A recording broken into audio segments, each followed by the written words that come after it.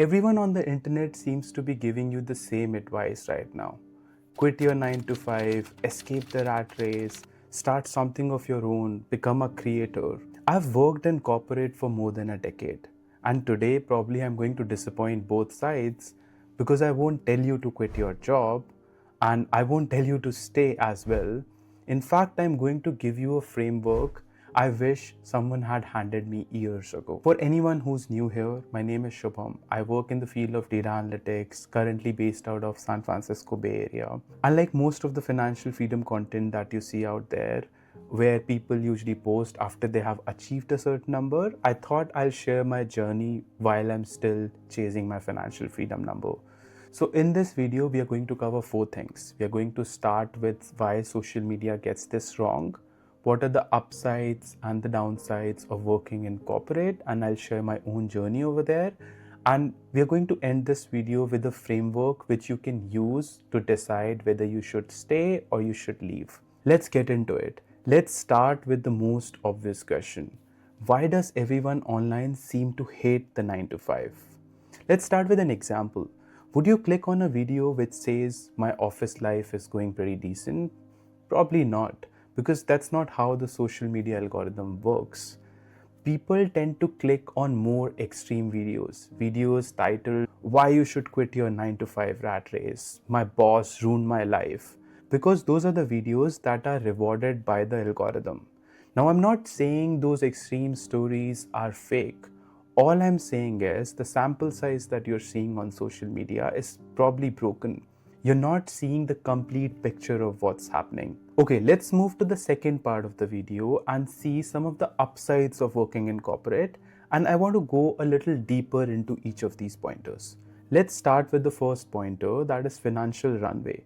Now, when I moved to the Bay Area after working in India for a couple of years, my salary saw a significant jump compared to what I was earning in India.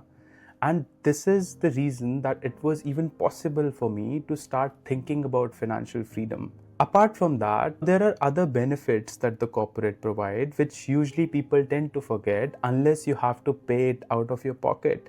Things like health insurance, paid leave, sick days, retirement benefits. And honestly, one of the most personal thing that happened was last year when I became a parent, I didn't have to think about work at all while I was on my paternity leave.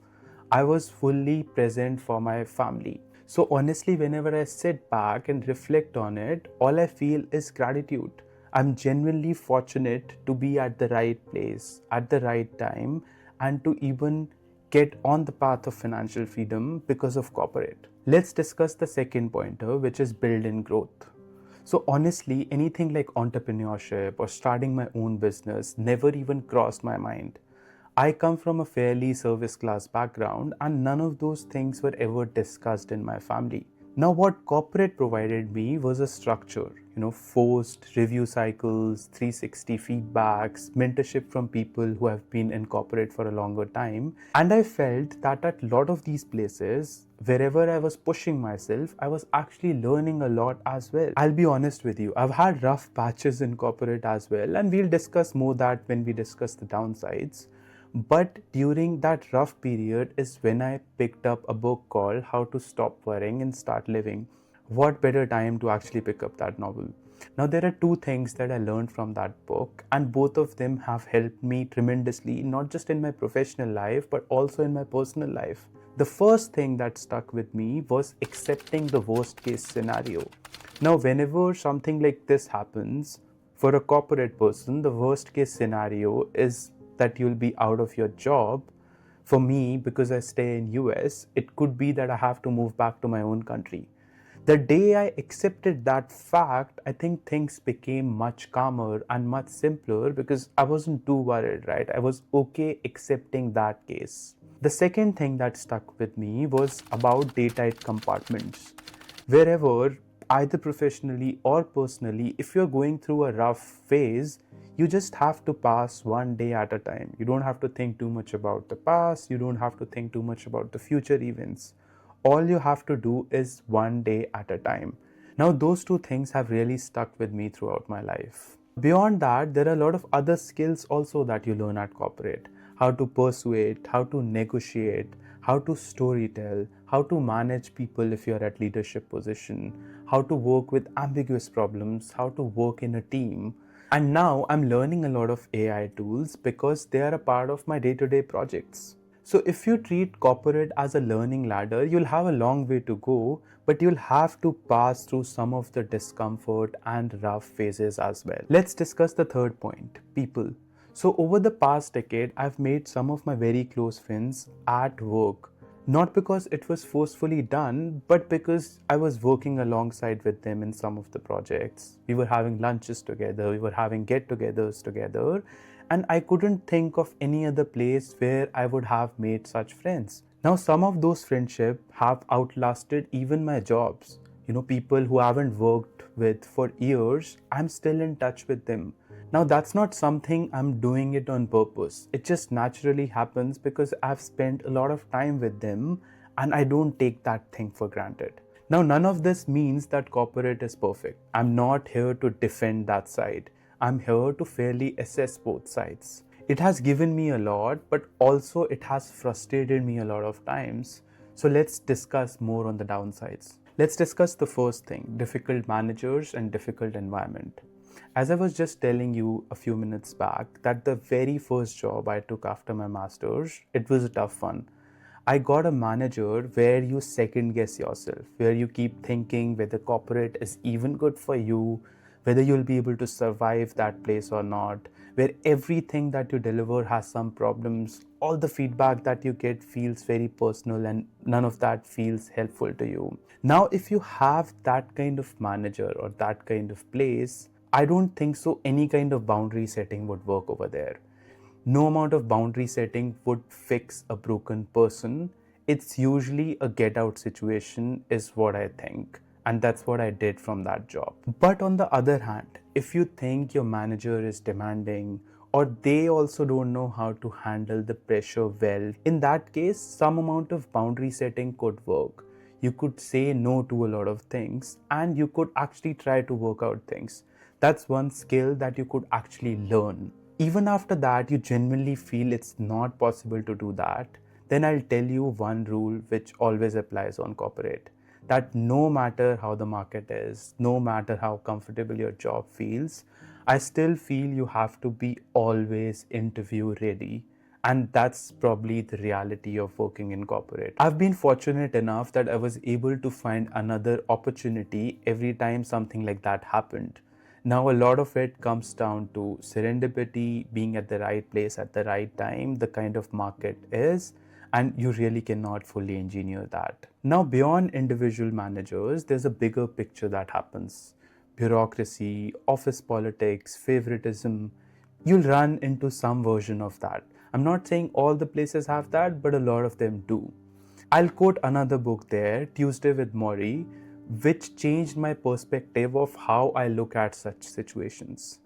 It talks about how modern structure rewards people who just look out for themselves. Now, when I started thinking from this angle, it really changed my perspective. So, whenever someone plays office politics or they're just trying to protect themselves, I just think from an angle, probably they are not inherently selfish. It's just that the system is designed to reward such kind of behavior.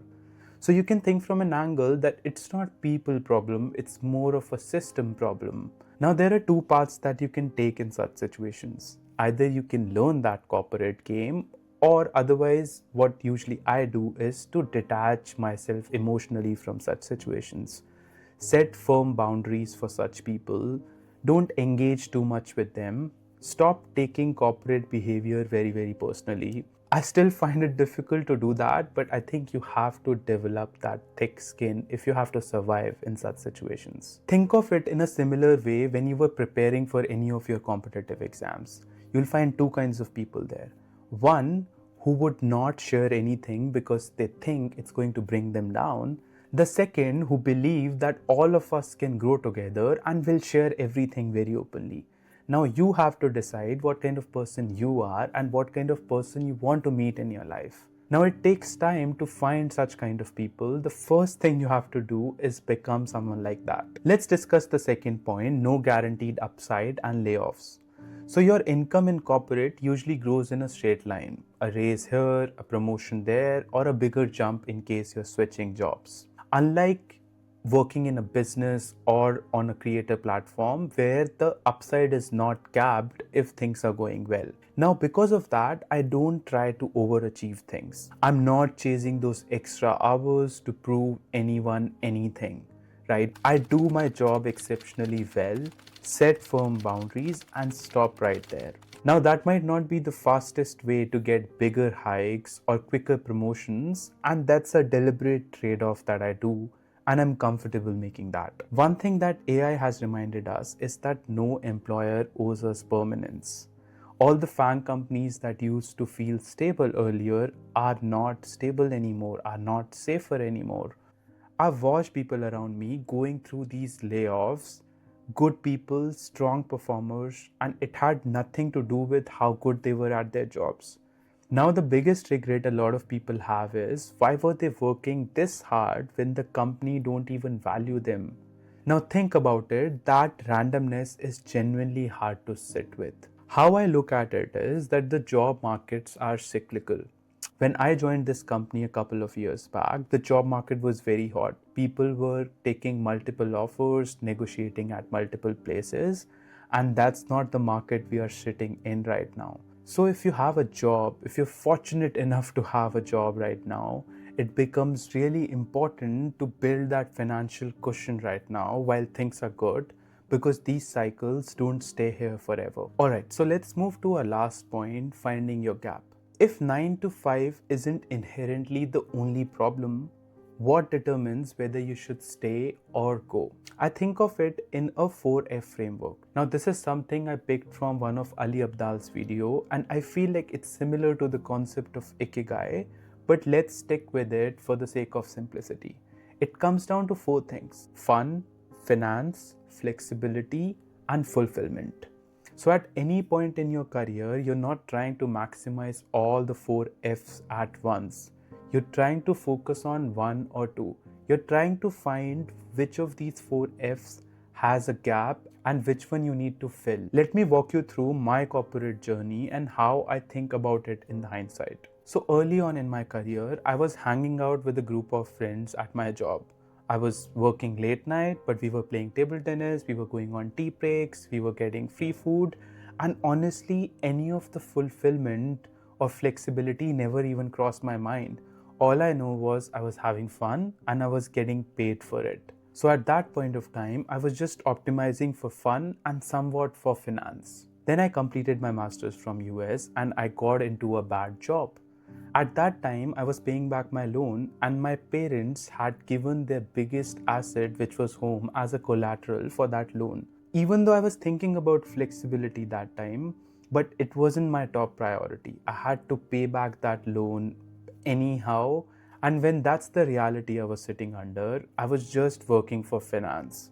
I was not thinking about fulfillment, and even though flexibility was coming in my mind, but I had to just let it go. Now, fulfillment and flexibility started to matter to me when I started getting closer to my financial freedom number.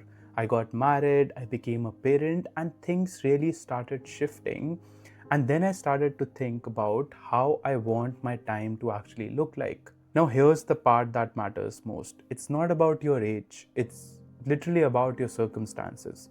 When I started my job, I could not afford to not think about finance.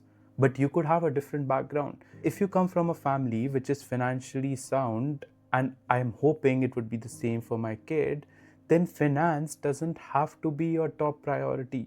You could optimize for fun and growth, you could optimize for fulfillment. So, if you're early in your career or a few years into corporate and you're genuinely passionate about something, go try it, especially if you're financially sound or you have a much big risk appetite, unlike I had.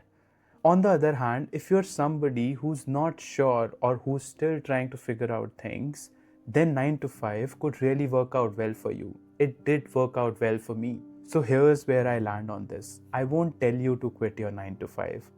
A much better strategy is to find your gap, whether it's fun, finance, flexibility, or fulfillment, and try closing that gap while you still have a steady paycheck. Don't walk away because some internet guru is asking you to do so. Leave only when you know exactly what you're trying to meet. Until then, let 9 to 5 be an investor in your experiment rather than trying to escape this place. So, if all of this made you think about your job a little differently, then please subscribe to my channel. Also, if you want to see my another video about why financial freedom matters, I'm going to add a link for that too. Until then, I'll see you next time.